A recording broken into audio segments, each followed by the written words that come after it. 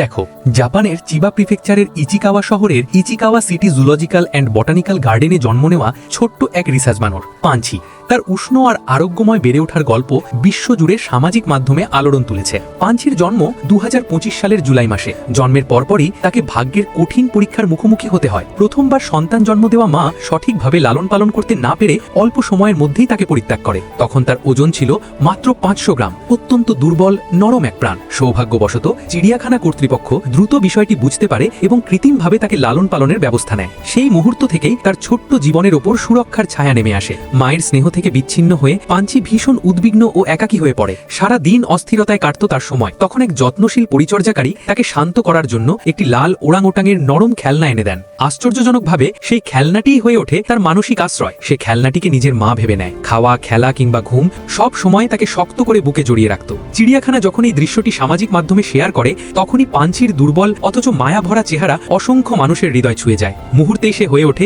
ইন্টারনেটের প্রিয় মুখ। সেই সঙ্গে এতদিনের ছোট্ট নিরিবিলি চিড়িয়াখানাটিও পায় অপ্রত্যাশিত জনপ্রিয়তা। তবে সুস্থভাবে বড় করে তোলার লক্ষ্যে চলতি বছরের জানুয়ারিতে কর্তৃপক্ষ তাকে আবার বানরদের দলে ফিরিয়ে দেওয়ার চেষ্টা করে, যাতে সে দলগত জীবন শিখতে পারে। কিন্তু দীর্ঘদিন মানুষের হাতে বড় হওয়ায় পাঞ্চি প্রথমে দলীয় সামাজিক নিয়মের সঙ্গে মানিয়ে নিতে পারেনি। বারবার সঙ্গীদের অবহেলা আর দুষ্টুমির শিকার হয়েছে। ভয় পেলেই সে ছুটে গিয়ে তার মায়ের কাছে ফিরত। মুখ গুজে দিত নরম লোমে, খুঁজে নিত নিরাপত্তা। এই দৃশ্য দেখে অনেকেই কেঁদে ফেলেছে। তবে কোমলতা কখনো অনুপস্থিত ছিল না। ধীরে ধীরে দলের প্রাপ্তবয়স্ক বানররা তাকে গ্রহণ করতে শুরু করে। কেউ কেউ স্নেহ ভরে তার লোম পরিষ্কার করে দিত। পাঞ্চিও আস্তে আস্তে বন্ধু পেতে শুরু করে। সঙ্গীদের সঙ্গে দৌড়ঝাঁপ, খেলা সবকিছুতেই ধীরে ধীরে অভ্যস্ত হয়ে ওঠে। আর যে নরম খেলনাটি তার নিঃসঙ্গ সময়ের সঙ্গী ছিল, সেটি এখনো তার সঙ্গে থাকে, তার বেড়ে ওঠার সবচেয়ে কোমল সাক্ষী হয়ে। পরিত্যক্ত ভঙ্গুর এক শাবক থেকে সবার আদরের ছোট্ট তারকা, আর সেখান থেকে ধীরে ধীরে নিজের দলে মিশে যাওয়া এক সাহসী প্রাণ। পাঞ্চির বেড়ে ওঠার গল্প ভালোবাসা আর সঙ্গের গল্প। এই গল্প আমাদের মনে করিয়ে দেয়, সবচেয়ে দুর্বল জীবনও যদি পায় মমতা আর সুরক্ষা, তবে সে একদিন একাকিত্ব কাটিয়ে